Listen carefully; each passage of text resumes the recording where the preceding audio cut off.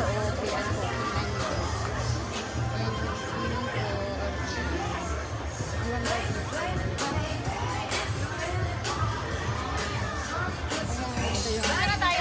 Ito yung cottage namin. Ayan. Mama, nasa ko pwede? Ang ganda guys. Ayan. First time ko lang ba dito? Ayan, tingnan nyo. Ito yun ang loob niya.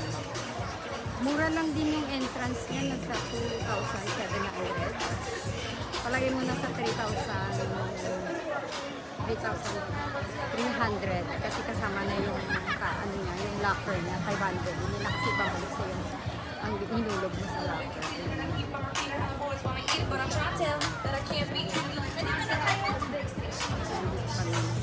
Ito yung aming cottage. Diba?